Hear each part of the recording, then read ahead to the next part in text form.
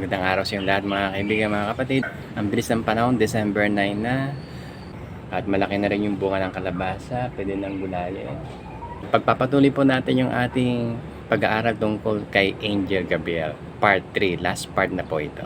Angel Gabriel, a Messenger of God, Part 3. Kumusta na po kayo mga kaibigan, mga kapatid? Ito na po yung last part ng ating pag-aaral tungkol kay Angel Gabriel. Ito po yung ating outline. Meron tayong tatlong parts na pag-uusapan na natin yung part 1 and part 2. At dito sa part 3, pag-uusapan natin yung activity ni Angel Gabriel sa New Testament. Basahin natin yung verses. Luke chapter 1 verse 19.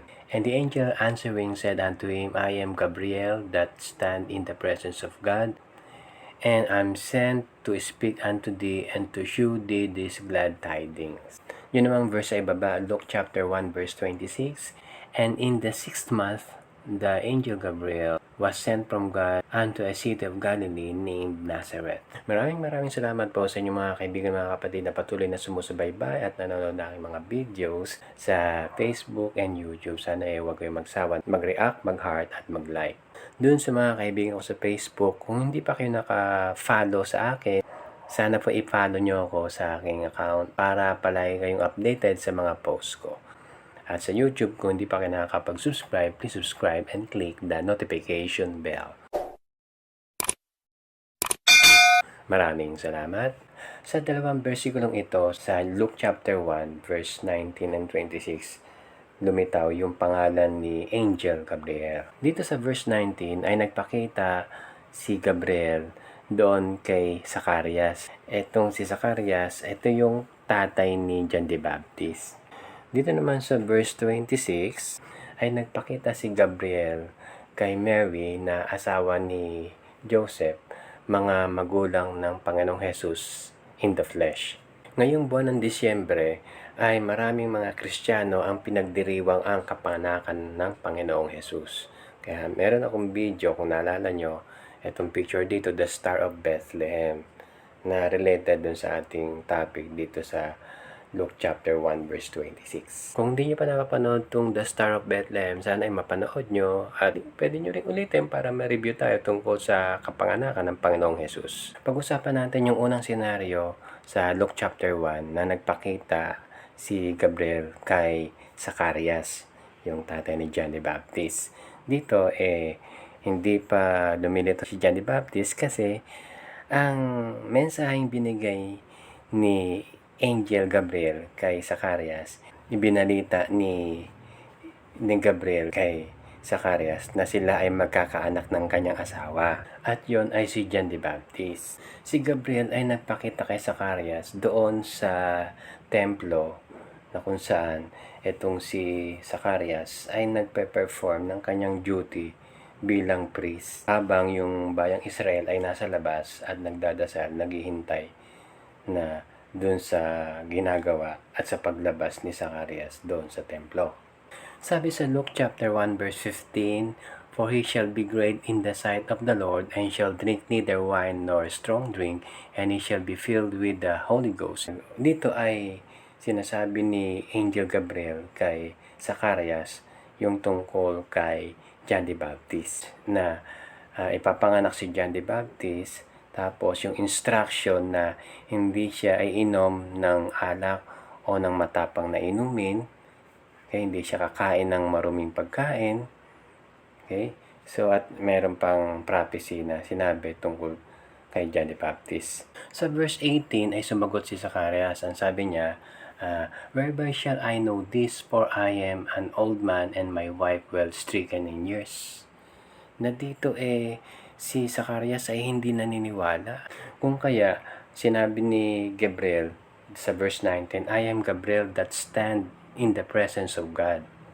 So sa verse 20, ang sabi ng angel sa kanya, And behold, thou shalt be dumb and not able to speak until the day that this thing shall be performed, because thou believest not my words, which shall be fulfilled in their season. So, pinarusa si Zacarias dahil sa hindi siya naniniwala, o sige, magiging pipi ka hanggang sa matupad, hanggang sa may panganak si John the Baptist. Pagkalipas ng ilang araw, eto na, nagdalang tao na si Elizabeth at unti-unti nang natutupad yung tiding, yung magandang balita na magkakaanak sila. Actually, yung pagkakaroon ng anak ni Zacarias at saka ni Elizabeth, pinagpipray nila yun eh. Pero pagdating ng maraming matagal na panahon, wala sila ng pag-asa. Kung kaya dito, nung sinabi ni Angel Gabriel kay Zacarias na dininig na yung prayer nila na magkakaanak sila. So, parang ayaw na nila maniwala. Dito naman sa verse 25, ito yung sinabi ni Elizabeth. Sabi, "Thus has the Lord dealt with me in the days wherein He looked on me to take away my reproach among men." Na yung kasi itong si Elizabeth, bukod sa matanda na, baog siya. Kung kaya, ito yung answered prayer ni Elizabeth at ito rin yung katibayan, yung sinasabing to take away my reproach among men. Na kasi parang sumpa na hindi siya pinagpala ng Diyos dahil sa baog siya. Dito tinanggal ng Panginoon yung pagiging baog niya, yung reproach ng tao sa kanya. Dito naman sa picture na ito ay nakalipas na yung 6 na buwan na si Angel Gabriel ay nagpakita kay Mary. Dito si Mary at si Joseph hindi pa sila mag-asawa, pero engaged na sila. Okay, so hindi pa sila mag-asawa, engaged, pero wala pang nangyayari sa kanila. Kung kaya sinasabi dun sa verse 27 na si Mary ay isang virgin. Verse 28, nag-greet yung angel, si Angel Gabriel, ang sabi, "Hail thou that art highly favored, the Lord is with thee, blessed art thou among women." Nagtaka si Mary at siya ay nagulat, natakot siya, at sinabi ni Gabriel sa kanya sa verse 30, "Fear not, Mary, for thou hast found favor with God." At sinabi ni Angel Gabriel sa kanya sa verse 31 and 32, "Behold, thou shalt conceive in thy womb, and bring forth a son, and shalt call his name Jesus. He shall be great, and shall be called the Son of the Highest, and the Lord God shall give unto him the throne of his father David." Sumagot si Mary sa kanya, paano mangyayari yun? Wala pa akong asawa. At sumagot uli si Gabriel dun sa verse 35. Ayan sabi, "The Holy Ghost shall come upon thee, and the power of the highest shall overshadow thee. Therefore also the holy thing which shall be born of thee shall be called the Son of God." At sinabi pa ni Angel Gabriel dun sa verse 36, "Behold thy cousin Elizabeth, she has also conceived a son in her old age, and this is the 6th month with her who was called barren." Lumipas lang ilang araw, nagbalak na bumisita si Mary doon kay Elizabeth. Nung pumunta siya doon kay Elizabeth at nagkita na sila, hindi malaki na yung tiyan ni Elizabeth noon, 6-month pregnant kasi. Ang sabi dun sa verse 41, "And it came to pass that when Elizabeth heard the salutation of Mary, the babe leaped in her womb, and Elizabeth was filled with the Holy Ghost." And then sa verse 42, ang sabi, "And she spake out with a loud voice and said, Blessed art thou among women, and blessed is the fruit of thy womb." Tuwa yung baby sa tiyan ni Elizabeth nung dumating si Mary nung narinig yung salutation. So, hindi pa alam ni kumbaga walang kaalam-alam si Mary, nabuntis na siya, ewan ko lang pero dineclare ng Panginoon sa puso ni Elizabeth na i-greet niya si Mary at pati yung baby sa tiyan ni Mary. Ang sabi pa ni Elizabeth dun sa verse 43, "And whence is this to me, that the mother of my Lord should come to me?" Yung sinasabing mother of my Lord, referring dun sa baby sa tiyan ni Mary. That is the Lord. Okay? That is the Lord Jesus. Na dun pa lang, sinabi na ni Elizabeth na Panginoon niya yung nasa sinapupunan ni Mary. And then sumagot si Mary doon kay Elizabeth doon sa verse 46 and 47. Ang sabi, "My soul doth magnify the Lord, and my spirit hath rejoiced in God my Savior." Yung tinutukoy na Savior dito, ang tagapagligtas na Mesaya na nasa sinapupunan ni Mary. At dito tinutukoy din na yung kanyang tagapagligtas ay ang Diyos. Pero hindi ibig sabihin na si Mary is the mother of God. Walang ganon kasi ang Diyos ay eternal, walang hanggan. Ginamit lang yung womb ni Mary para ang Panginoong Hesus ay magkatawang tao. Balikan natin yung verse 30, ang sabi ni Angel Gabriel kay Mary, "Fear not, Mary, for thou hast found favor with God." Yung word na favor dito is grace, biyaya ng Diyos, grasya ng Diyos.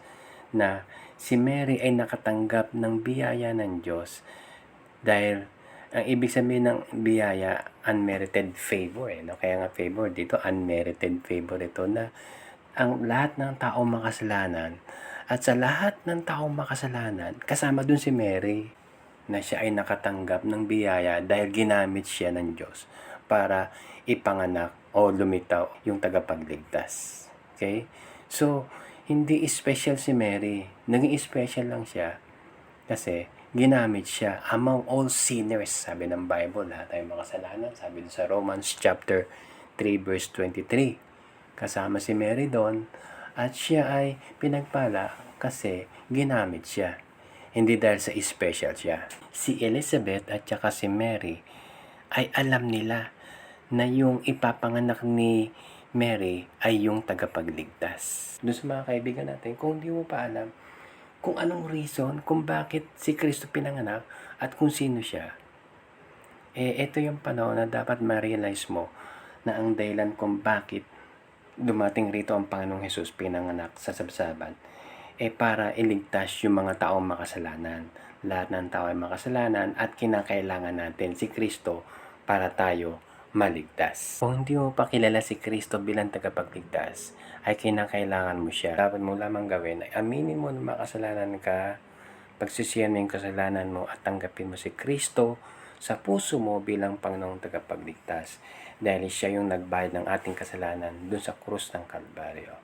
At para someday kapag tayo ay namatay, tayo ay tatanggapin niya doon sa kalangitan. Maraming salamat sa inyong panonood, sa inyong pagsubaybay. Hanggang sa muli sa panibagong topic na ating pag-uusapan, pagpalain tayo ng ating Panginoon.